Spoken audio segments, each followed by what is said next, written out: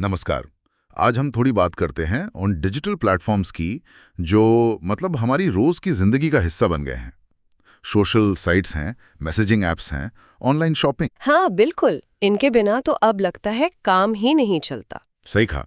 तो शुरुआत करते हैं वीडियो की दुनिया से। यूट्यूब स्रोत बताते हैं कि ये 2005 में शुरू हुआ सैन ब्रूनो कैलिफोर्निया से। और इसे बनाने वाले इन योग थे, चाड हर्ली, स्टीव चेन और जावेद करीम। ये पहले पेपैल में काम करते थे। हाँ ये बात है, मतलब पेमेंट कंपनी से निकलकर सीधा वीडियो प्लेटफॉर्म। ये काफी बड़ा मतलब शिफ्ट था, है ना? हाँ। और जो बात YouTube को खास बनाती है वो सिर्फ ये नहीं कि वीडियो शेयर कर सकते हैं, बल्कि इसने आम इंसान को अपनी कहानी, अपना टैलेंट दुनिया को दिखाने का एक मंच दिया। हाँ, जिसे वो यूजर जनरेटेड कंटेंट कहते हैं। बिल्कुल, यूजर जनरेटेड कंटेंट, मतलब वो चीजें जो हम आप जैसे लोग बनाते हैं। पहला वीडियो भी जैसा आपने कहा वो कोफाउंडर जावेद करीम का ही था, मी एट द ज़ू। अच्छा। हाँ, और ये उस वक्त के लिए बहुत बड़ी बात थी क्योंकि तब तक तो मीडिया पर बड़ी कंपनियों का ही कब्जा था एक तरह से। सही बात है। और आज तो ये सिर्फ मतलब शौकिया वीडियोस का अड्डा नहीं रहा। फिल्में हैं, गाने, खबरें, पढ़ाई लिखाई, सब कुछ मिलता है यहाँ। सब कुछ।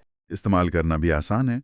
youtube.com पर जाओ, सर्च बार में लिखो जो देखना है और देखो, अपलोड, शेयर, सब कुछ। पर ये डाउनलोड वाली बात थोड़ी पेचीदा है ना? हाँ, वो क्या है ना, YouTube आधिकारिक तौर पर सीधे वीडियो डाउनलोड करने की सुविधा बहुत कम देता है। शायद कॉपीराइट का मसला है, कमाई का मॉडल है। लेकिन हाँ, टेक्नोलॉजी रास्ते निकाल ही लेती है, तो कई थर्ड पार्टी तरीके हैं डाउनलोड करने के।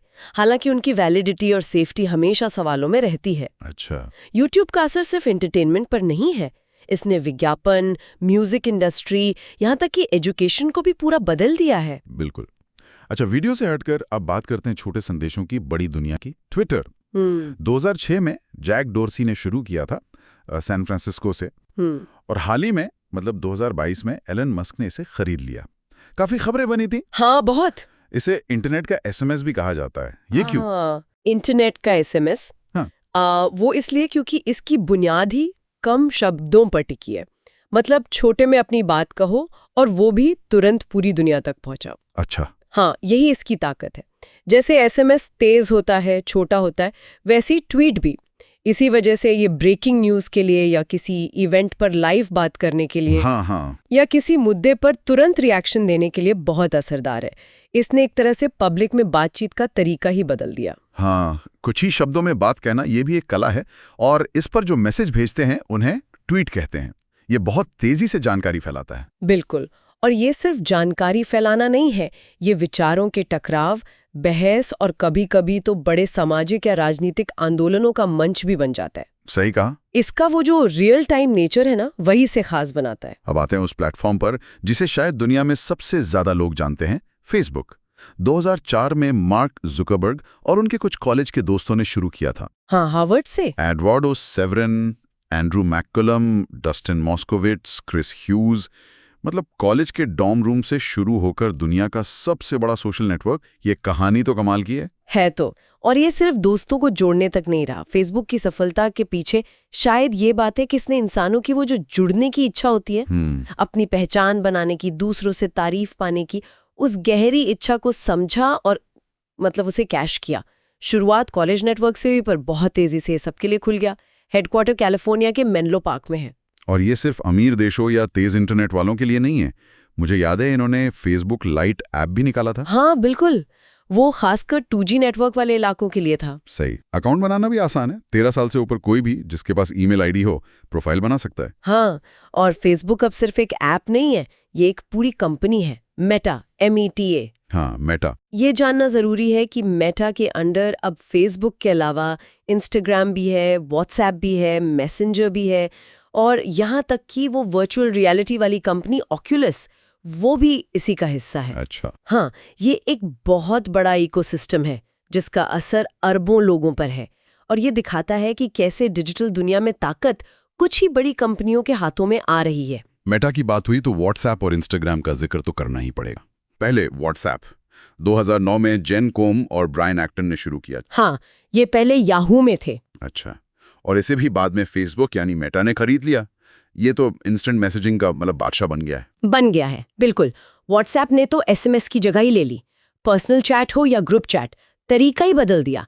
इसकी सिंप्लिसिटी और वो एंड टू एंड एन्क्रिप्शन, वो जरूरी है। बिल्कुल, कि भेजने वाले और पाने वाले के अलावा कोई मैसेज नहीं पढ़ सकता। ये इसकी पॉपुलैरिटी के बड़े कारण रहे। मेटा के खरीदने के बाद इसमें लगातार नए फीचर्स भी आ रहे हैं। 6 थी, अब 512 कर दी। स्टेटस फीचर आया और अब तो भारत में पेमेंट की सुविधा भी आ गई है। हाँ, व्हाट्सएप पे। हाँ, तो ये दिखाता है कि ये सिर्फ मैसेजिंग ऐप नहीं रहना चाहता, एक मल्टीपर्पज प्लेटफॉर्म बनने की कोशिश है। और वो फाइल शेयरिंग की लिमिट भी बदली है। स्रोत बताते हैं कि पहले मैसेज के साथ 16 MB तक भेज सकते थे, पर अब 100 MB तक के डॉक्यूमेंट्स जा सकते हैं। हाँ, ये छोटे छोटे बदलाव भी यूजर के लिए काफी काम के होते हैं। बिल्कुल। अब अगर इंस्टाग्राम की बात करें, 2010 में केविन सिस्ट्रोम और माइक क्रिगर ने शुरू किया था और इसे भी मेटा ने ही खरीदा। हाँ, इसने विजुअल कंटेंट मतलब तस्वीरों और वीडियोस को सोशल मीडिया के सेंटर में ला दिया। इसका इंटरफेस बहुत सुंदर था, फोकस तस्वीरों पर था। इस वजह से ये खासकर युवाओं में बहुत पॉपुलर हुआ। हाँ, और स्टोरीज और फिर रील्स, इन्होंने तो इसे और भी आगे बढ़ा दिया। ये भी अब सिर्फ फोटो शेयरिंग ऐप नहीं रहा, मैसेजिंग भी है, शॉपिंग भी जुड़ रही है धीरे धीरे। बिल्कुल। इंस्टाग्राम और व्हाट्सएप का मेटा इकोसिस्टम में इंटीग्रेशन बहुत गहरा है। आप फेसबुक और इंस्टाग्राम पर एक साथ पोस्ट कर सकते हैं। मैसेंजर और इंस्टाग्राम के मैसेज जुड़ गए हैं। ये सब मेटा की स्ट्रैटेजी का हिस्सा है, ताकि यूजर्स उनके प्लेटफॉर्म्स के जाल में ही रहें। हाँ, एक तरह से। अच्छा, कम्युनिकेशन के लिए एक और नाम जो पहले बहुत चलता था, स्काइप। जी ये सॉफ्टवेयर वीडियो और वॉइस कॉल्स के लिए, खासकर इंटरनेशनल कॉल्स के लिए जाना जाता था। हाँ, बहुत पॉपुलर था एक जमाने में। हमारे स्रोत इसे एक open source web application software बताते हैं। इसका क्या मतलब हुआ? ओपन सोर्स का मतलब है कि इसका जो मूल कोड होता है ना, वो सबके लिए उपलब्ध होता है। कोई भी उसे देख सकता है, उसमें सुधार सुझा सकता है या उसका इस्तेमाल कर सकता है, कुछ शर्तों के साथ। अच्छा, इससे सॉफ्टवेयर के डेवलपमेंट में कम्युनिटी की भागीदारी बढ़ती है। स्काइप ने इंटरनेट कॉलिंग, जिसे VoIP कहते हैं, वॉइस ओवर इंटरनेट प्रोटोकॉल, और वीडियो कॉलिंग को आम लोगों तक पहुंचाने में बहुत बड़ा रोल निभाया था। इसमें conferencing, instant messaging, file sharing जैसे फीचर्स भी थे। एक दिलचस्प बात यह भी है कि स्रोत बताते हैं कि इसमें ऑफलाइन मोड में भी फोटो शेयर करने की सुविधा थी, बिना इंटरनेट के। ये कैसे? ये शायद ब्लूटूथ या वाईफाई डायरेक्ट जैसी टेक्नोलॉजी का इस्तेमाल करके पास के डिवाइसेस के बीच फाइल शेयरिंग की सुविधा देता होगा। ये एक अनोखा फीचर था उस समय। हालांकि अब व्हाट्सएप और दूसरे मैसेजिंग ऐप्स के आने के बाद स्काइप का इस्तेमाल पहले जैसा नहीं रहा, लेकिन वीडियो कॉन्फ्रेंसिंग में इसका योगदान तो महत्वपूर्ण था ही। चलिए, अब सोशल मीडिया और कम्युनिकेशन से थोड़ा हटकर ऑनलाइन खरीदारी की दुनिया में चलते हैं। ई कॉमर्स मतलब इंटरनेट के जरिए बिजनेस करना। हाँ, ई ट्रेडिंग भी कहते हैं इसे। स्रोत बताते हैं कि इसके मुख्य प्रकार हैं B2B, B2C और C2C। क्या आप इन्हें आसान शब्दों में समझा सकती हैं? जरूर। B2B मतलब बिजनेस टू बिजनेस, जब एक कंपनी दूसरी कंपनी को सामान या सर्विस ऑनलाइन बेचती है, जैसे कोई मैन्युफैक्चरर किसी होलसेलर को बेचता है। ठीक है। B2C हुआ बिजनेस टू कंज्यूमर। ये सबसे आम है, जब कोई कंपनी सीधे हम जैसे ग्राहकों को ऑनलाइन बेचती है, जैसे हम Amazon या फ्लिपकार्ट से खरीदते हैं। और C2C हुआ कंज्यूमर टू कंज्यूमर, जब एक ग्राहक दूसरे ग्राहक को ऑनलाइन कुछ बेचता है, जैसे OLX या eBay पर पुराने सामान का लेन देन। समझ गया। और इस ई कॉमर्स की दुनिया में कुछ बहुत बड़े नाम हैं। ग्लोबली देखें तो Amazon जेफ बेजोस ने 1994 में शुरू किया था। हाँ, काफी पहले। भारत में देखें तो फ्लिपकार्ट एक बड़ा नाम है, 2007 में शुरू हुआ। फिर पेटीएम है जो पेमेंट से शुरू हुआ था, पर अब मॉल यानी ई कॉमर्स में भी है। हाँ, Paytm mall. Snapdeal, Zomato, Myntra, मतलब लिस्ट काफी लंबी है। जस्ट डायल भी है, ब्लिंकिट भी है। हाँ, और ये लिस्ट दिखाती है कि ई कॉमर्स कितना बड़ा और कितना डाइवर्स हो गया है। इसने सिर्फ हमारे खरीदने का तरीका नहीं बदला, इसने पूरी रिटेल इंडस्ट्री, लॉजिस्टिक्स मतलब सामान पहुंचाने का सिस्टम और सप्लाई चेन को हिलाकर रख दिया है। सही। Amazon और फ्लिपकार्ट जैसे मार्केट प्लेस मॉडल चलाते हैं, जहां बहुत सारे सेलर्स अपना सामान बेचते हैं। कुछ कंपनियां इन्वेंट्री बेस्ड मॉडल पर चलती हैं, जहां वो खुद का स्टॉक रखती है। अच्छा। और भारत में खासकर फ्लिपकार्ट, पेटीएम, जोमैटो जैसी देसी कंपनियों की सफलता ये भी दिखाती है कि लोकल ज़रूरतें और बाजार की समझ कितनी ज़रूरी है। हमारे स्रोतों में एक और भारतीय कंपनी का जिक्र है, वो सीधे तौर पर सोशल मीडिया या ई कॉमर्स नहीं है, पर इस डिजिटल दुनिया की एक अहम कड़ी है। विप्रो। विप्रो, हाँ, आईटी जायंट है। ये एक बड़ी आईटी कंपनी है, software, hardware, IT services. Azim Premji इसके प्रमुख हैं, मुख्यालय बेंगलुरु में है। विप्रो भारत की सबसे पुरानी और मतलब सम्मानित आईटी कंपनी में से एक है। इसका जिक्र शायद इसलिए है क्योंकि ये दिखाता है कि भारत डिजिटल दुनिया में सिर्फ कंज्यूमर नहीं है, बल्कि एक बड़ा सर्विस प्रोवाइडर और क्रिएटर भी है।